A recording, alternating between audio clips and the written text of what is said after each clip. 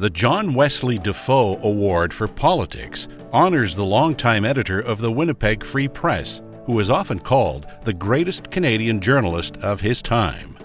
During his 43 years as editor, the Free Press was considered one of the great newspapers of the world, and John Defoe's writing was required reading in the corridors of power. This award is sponsored by Ron Stern, majority owner of the Free Press.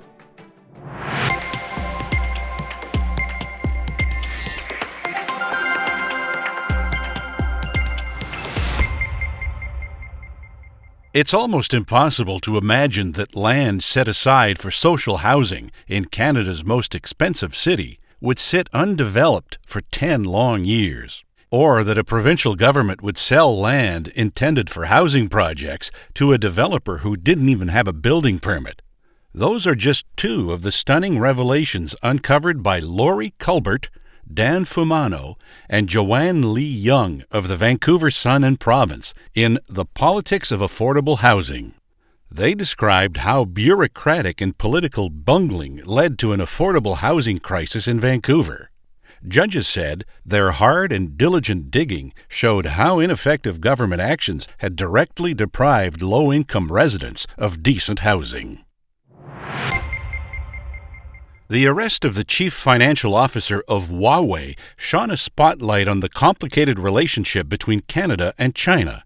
But long before that arrest, which was reported first by the Globe and Mail's Robert Fife and Stephen Chase, the newspaper's deep and nuanced reporting helped readers understand how Huawei fit with Beijing's global ambitions. The reporting of Fife, Chase, and colleagues Sean Silcoff and Christine Dobby routinely raised questions about how far Canada was willing to go to accommodate a technology juggernaut's quest for expansion, despite strong warnings from its allies and even this country's own former spies. Judges said their diligent digging exposed a key issue of public interest and gave readers unmatched context to understand one of 2018's biggest stories. When Michael Harris was abruptly dismissed from the Ontario Conservative Caucus just weeks before last June's provincial election, it appeared to be yet another sorry entry in the long line of men caught up in the Me Too movement. But something about it didn't add up. Greg Mercer of the Waterloo Region Record began digging and eventually revealed one of the most bizarre chapters in recent Ontario political history. The scandal had been manufactured by the PCs to open a riding for another Mike Harris, this one the son of a former premier. Judges said Mercer's reporting exposed nasty backroom politics, the fallout for a politician and his family, and the way in which voters might have been duped by a same-name switcheroo.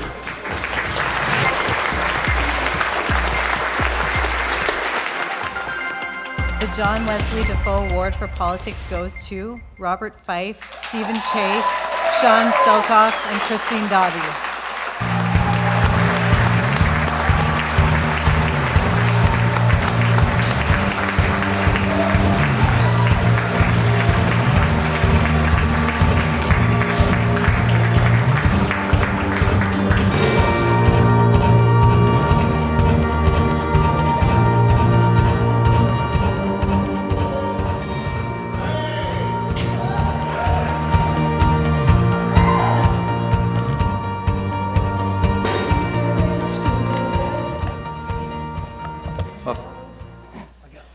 First of all, I want to thank the other nominees. Thank you.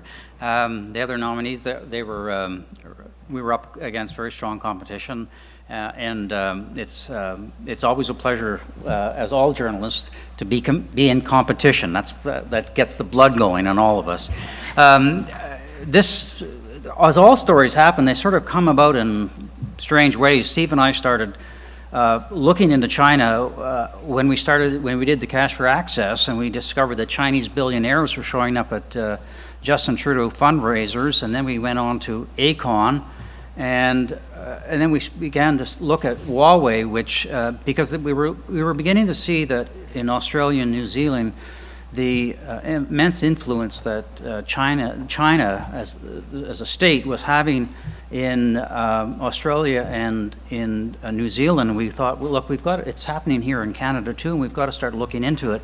And then we started begin to focus on Huawei and how it's embedded itself in our universities and our telecoms, and it's advertising on NHL. And let me now come to this, is that in an age where we're all in the media business are facing difficulties in terms of downsizing, the important thing that we realized is that Steve and I needed to tear down the silos, and we used colleagues which had far greater expertise than we did in the telecom business and in innovation, and Sean's worked, knows everybody in the university system in terms of the innovation that is going on there, and Christine knows the telecom industry like nobody else's business. And this was, for everybody out there who are editors, think about tearing down those silos, getting journalists from all aspects of your business to work together, because our product would not have been as good if we didn't have Christine and Sean working with us. We're political reporters, we're not expertise in the field they have. So my message out of this is everybody should work together. You'll get a much finer product. And I want to thank David Walmsley and Sinclair Stewart, who saw the importance of what China, the influence China is having in our country. I think we've all become aware of it now because of what's happened in the last since December, but they realized how important this was. They put it on the front page. When you put it on the front page, you're telling people in Canada this is an important story. And finally, I want to thank Philip Crawley, who's had to take probably a lot of complaints from the corporate Canada for backing our journalism. It's greatly appreciated. Thank you very much.